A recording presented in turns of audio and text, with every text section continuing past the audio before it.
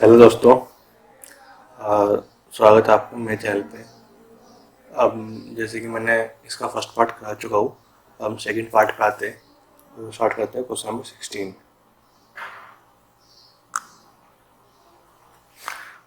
इसने कहा है सेलिंग प्राइस एक आर्टिकल का है 8/7 ऑफ CP। तो इसने प्रॉफिट पूछा है, अगर हम इसे निकालें तो कुछ इस तरह से होगा ये। CP बराबर 8/7 CP। तो अगर मैं ये बोलूँ कि ये इसके बराबर है और जो ये CP है ये पहुंच जाएगा इधर, तो ये कुछ इस तरह से बन जाएगा। CP SP अपॉन CP बराबर 8/7, जो कि अगर हमें पता है कि हमारा जो प्रॉफिट होता है वो होता है SP माइनस CP। तो हमें पता है कि इसका ये 1 आ गया, 1 और ये 7 इंटू 100, जो कि है ये। अच्छा, इसका एक तरीका और था। जब हमें ये पता है कि CP की वैल्यू 7 है, यहाँ पे जब CP की वैल्यू हमारी सिर्फ 7 है और हमें पता है कि जब हम प्रॉफिट निकालते हैं तो हमें हमेशा अपॉन में नीचे की तरफ यहाँ पे 7 आता है। और अगर हम ऑप्शन देखें तो सिर्फ 7 सिर्फ इसमें है। तो इसका आंसर अगर हम ऐसे चाहते हैं ऐसे लगा सकते हैं। अब चलते हैं सवाल की ओर।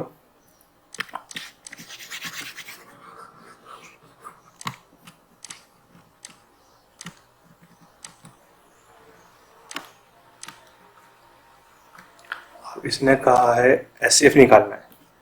अब बात करें कि SCF होता क्या है। SCF बेसिकली एक वो नंबर होता है जो दोनों का मल्टीपल हो। जैसे मेरे से पूछ जाए कि 12 और 18 का हमारा SCF क्या होगा, वो होगा 6, जो इसे भी डिवाइड करेगा और इसे भी डिवाइड करेगा। तो ऐसे ही अब हम देखते हैं इसका क्या होगा। अगर हम देखें,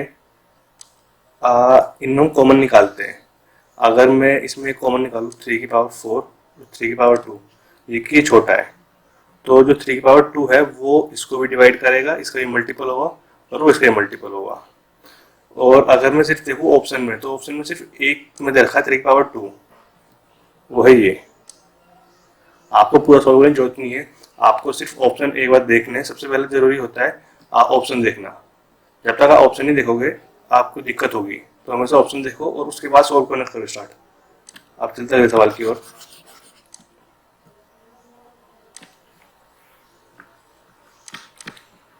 जैसे अगर मैं एक नंबर लूँ, पहले 100% ले लूँ और वो 20% बढ़ गया मेरा, तो वो कितना हो गया मेरा, वो हो गया मेरा 120। और फिर अगर मैं इसे 15% घटाऊँ, जो कि ये होगा, इसका 10% कितना होगा ये बताओ पहले।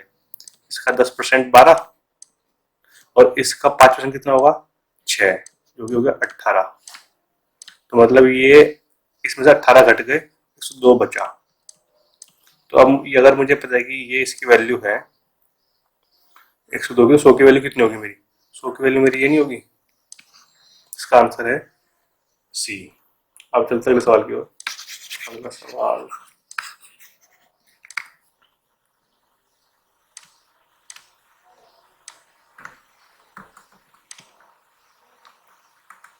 और मैं चाहूंगा कि आप भी इन सवालों को मेरे साथ बैठ के करें। जब वीडियो पॉज हो, वीडियो को पॉज करें और सवाल साथ साथ लगाए बैठ के। अब इसने मुझे कहा है कि एवरेज रेनफॉल है जो, वो है 5 दिन 30 सेंटीमीटर, 30 मिलीमीटर।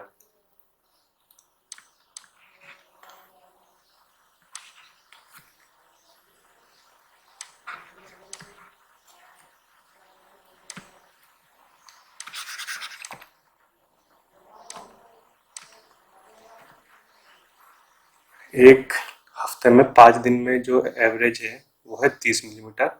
और अब इसने कहा छठे दिन और 7वें दिन जो हमारी रेनफॉल हुई वो हुई 42 और 25। ये हुई हमारी 6th डे, ये हुई हमारी 7th डे। तो अब हमें इसका एवरेज निकालना है पूरे हफ्ते कितना होगा। अच्छा, अगर मैं इसमें दो तरीके मेरे पास करने के, एक तो डिवीजन का, एक जो नॉर्मल तरीका होता है लंबे वाला, एक वो। अच्छा, पहले मैं आपको चीज दिखाना चाहता हूँ। अगर मैं पहले डिवीजन से निकालूं मैं, अगर मैं डिवीजन से देखूं मैं, तो मेरे को पता है, अगर मैं एवरेज मानता हूँ 30, तो मेरी एवरेज 30 है, मैं एवरेज 30 ही मान लेता हूँ।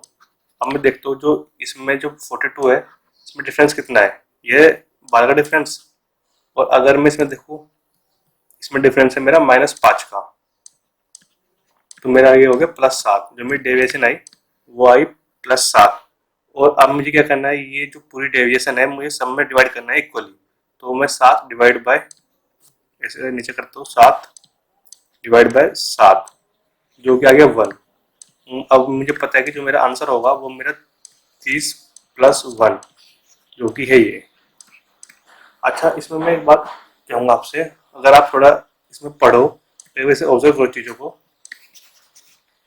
तो अगर इसमें देखो, जैसे कि इसने कहा 30 है एवरेज, और अगर 30 एवरेज है, अब मुझे पता चला है कि 2 दिन एक्स्ट्रा हो, अगर काउंट करूँ, एक दिन 42 और एक दिन 25, तो मुझे पता चल जाएगा कि इसका जो डिफरेंस है वो है +12 का, इसका है -5 का। तो मैं एक बार समझ चुका हूँ कि कम से कम जो मेरे दो ऑप्शन हो गए, ये और ये तो नहीं होगा कम से कम। वो इसलिए नहीं होंगे क्योंकि जब ये जो मेरी पॉजिटिव वैल्यू वो बड़ी है, तो जो मेरा डेविएशन जाएगा वो इससे ऊपर जाएगा, मतलब कि 30 से ऊपर जाएगा, जो कि सिर्फ इनमें से या फिर इनमें से हो सकता है। जो कि अगर आप थोड़ी ऑब्जर्व करो, आप बिना पेन उठाओ दो ऑप्शन को ऐसे काट दोगे सीधा, इसे और इसे, सिर्फ दो बचेंगे आपके पास। और एक जो सबसे लंबा तरीका जो हम नॉर्मली आज तक करते आते हैं वो है ये वाला, एक इसे भी कर लेते हैं।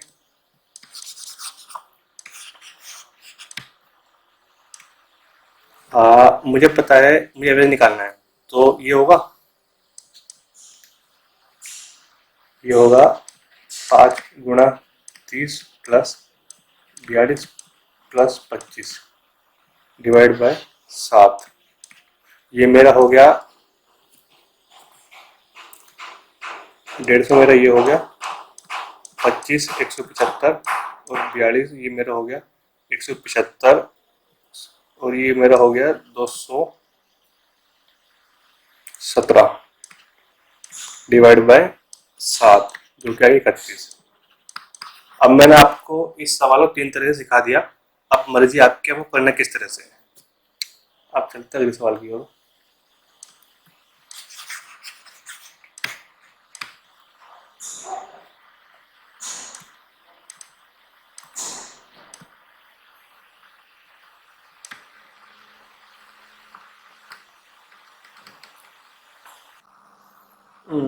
अब देखते हैं अगला सवाल।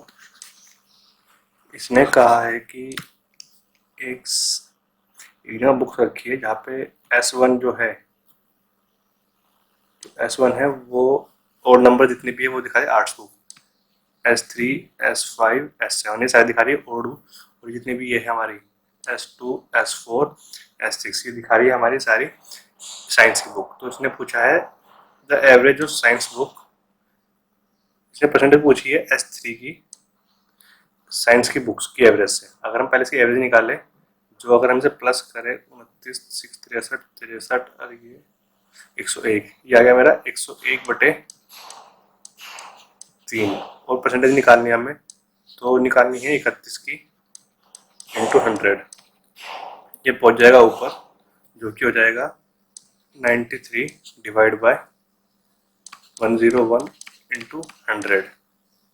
तो अगर मेरे को ये पता है कि जो ये 101 है और जो 100 है ये ऑलमोस्ट पास पास है, अगर मैं इन्हें चाहूँ तो काट सकता हूँ, लेकिन अब मुझे एक बात पता है कि जो मेरा आंसर आएगा वो 101 नीचे आ चुका है, तो इसकी वजह से ये वैल्यू थोड़ी सी घटेगी, मेरी हल्की सी मेरी घट जाएगी। और अगर हम ऑप्शन चेक करें, और सिर्फ मुझे इसमें, अगर मैं ऑप्शन देखूँ तो सिर्फ मुझे इसमें एक ऑप्शन दिख रहा है, वो है ये वाला 92.1, क्योंकि अगर मैं काफी नीचे जाऊंगा, मैं 2 नंबर नीचे जाऊंगा तो ये होगा ये वाला, जो कि नहीं होगा। और 93 तो ये तो हो नहीं सकता क्योंकि ये ऊपर जा रहा है, तो इसमें ये वाला आंसर इसका ये सही है। अब चलते हैं अगले सवाल की ओर।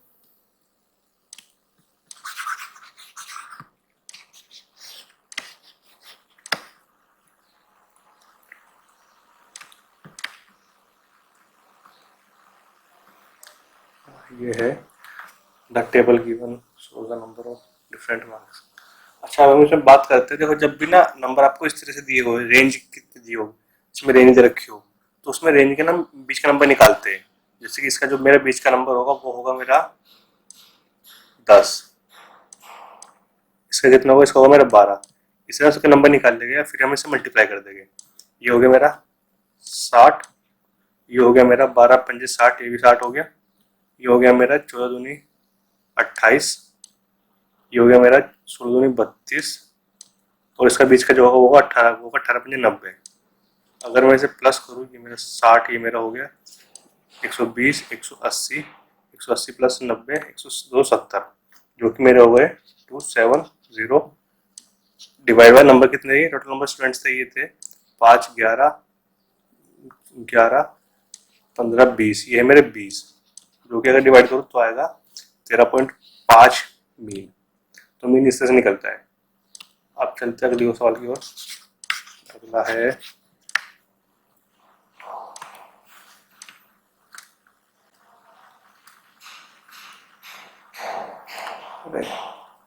ये वाला सवाल इसने हमें दे रखा है। इसने देखना क्या बोला है, इसने दे रखा, इसने क्लियर ये बोल रखा है ए की ए अपॉन बी बराबर 3/4। तो अगर मैं ऐसे लिखूँ तो आप एक बात नोटिस करना, इस बी में अपॉन 4 और ये दोनों इक्वल है, तो ये और ये दोनों इक्वल है, तो मैं इसे ऐसे लिख दूं ए बी सी डी, जो कि है 3, 4, 5, 6। अब मुझे ये पता है, ठीक है। अब इसके बाद इसने में से क्या पूछा है, ए और डी। तो जो ए की वैल्यू हो गई 3 और डी की वैल्यू हो गई 6, जो कि हो गया 1/2।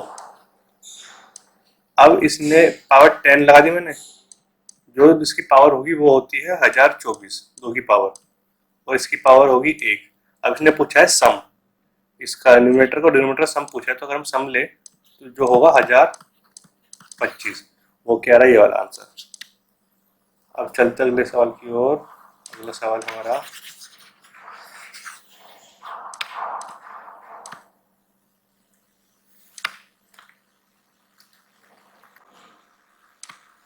अगला सवाल जो कि हमारा है ये, मैन एक आदमी है जो पी पर खड़ा है, उसे हम मान लेते हैं ए, जो खड़ा है पी पे, और वो चलता है क्यू तक, जो कि हमारे हम मान लेते हैं क्यू यहाँ पे। और इसने जो टाइम लिया है वो लिया है हमारा 6 बजे चलाइए, 6 बजे चलाइए, और पहुंचा है ये कितने बजे, ये पहुंचा 2 बजे। इसका टाइम है वो है हमारा 8 घंटे, ए का टाइम है 8 घंटे। और एक है सेम बी आदमी है जो चला है क्यू से, और वो चला है 8 PM पे, और 8 PM के बाद अब वो पहुंचा है 3 PM 3 बजे पी पे, जिसका टाइम हो गया, वो टाइम हो गया हमारा 8 घंटे, इसका सॉरी हो गया 7 घंटे। अब हमें पता है कि अगर डिस्टेंस बराबर है, इधर देखना, अगर डिस्टेंस हमारा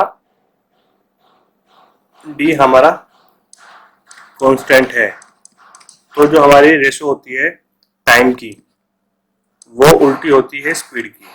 अगर मुझे पता है यहाँ पे जो मेरी टाइम की रेशो दे रखी है वो दे रखी है 8:7, तो जो मेरी, अगर मैं इसमें उल्टा कर दूं 7:8, तो हो जाएगी मेरी स्पीड की रेशो, जो कि मेरी 7 इसकी होगी, जो मेरी 7 होगी मेरी इसकी, और 8 होगी मेरी बी की। तो अब हमें पता है कि डिस्टेंस अगर मैं 56 मान लूँ कुछ टाइम के लिए, तो इनके बीच जो डिस्टेंस 56 है, ये चला है यहाँ से, क्यू चला है यहाँ से 8 बजे, लेकिन उससे पहले हमारा जो ए है वो चला है 6 बजे, तो 2 घंटे के बीच में इसने कुछ दूरी तय कर चुका है पहले से ये, जो कि होगी 7 की स्पीड से 14 की दूरी तय कर चुका है। अब बची हमारे बीच में कितनी, जो ये दूरी बची, लाइन थोड़ी सीधी नहीं है, देख लेना तो। अब जो दूरी बची वो बची हमारी 42 की। अब हमें पता है जिसे बोलते हैं रिलेटिव स्पीड, जिसमें जब सामने वाला बंदा इधर की तरफ आ रहा है और एक बंदा इधर से आ रहा है, दोनों एक दूसरी तरफ आ रहे हैं, तो इसमें स्पीड हम प्लस करेंगे दोनों की, जो कि स्पीड हमारी हो गई कितनी, 7 + 8 हो गई 15। हमारा डिस्टेंस कितना बचा, वो बचा हमारा 42। अगर मैं इसे काटूं तो ये मेरा जाएगा ऑलमोस्ट 3 से कम जाएगा, ये मेरा जाएगा 2.8 के आसपास। तो अब मुझे पता है कि 2 घंटे, मतलब ये 2 घंटे मेरे ये हो गए, और जो मेरे 8 है, ये 1/8, इसे मैं ऐसे लिख लूँ 4/5। तो जो मेरा होता है 4/5, ये होगा मेरा 48/60, जो कि मेरा होगा 48, जो मतलब 8 बजे के बाद 2 घंटे प्लस 48, मतलब 48 मिनट फालतू लगी मेरे को, जो कि आंसर है, जो कि हो गया मेरा 10 घंटे 10 बज के 48 मिनट में एक दूसरे को मिलेंगे, जो कि ये वाला आंसर। हाँ, अब चलते हैं आगे। अच्छा सवाल था ये।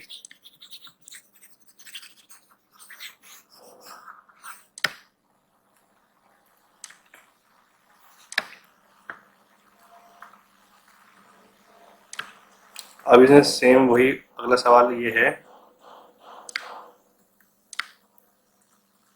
The total number of books in arts, और आर्ट्स में कितनी बुक्स है और हमारी बुक उसमें कितनी है साइंस में।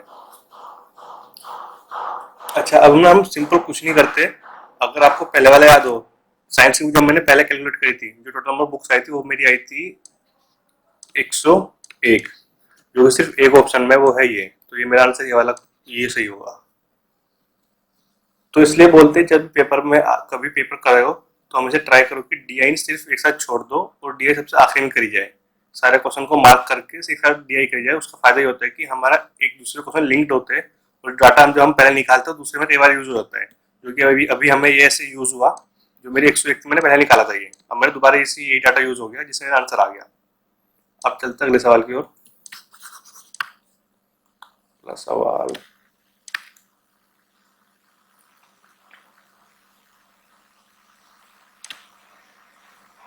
इसने कहा है दो टीचर है, वो अकेडमी का काम 10 दिनों और 15 दिनों में पूरा करता है। तो जो ए है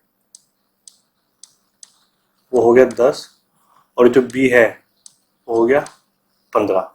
अब क्या होता है कि वे काम स्टार्ट करते हैं साथ में, और 5 दिन बाद ए छोड़ देता है और फिर सी ज्वाइन कर लेता है, और सी ज्वाइन कर लेता है, और जो सी है वो अकेला उस काम को 60 दिन में कर सकता है।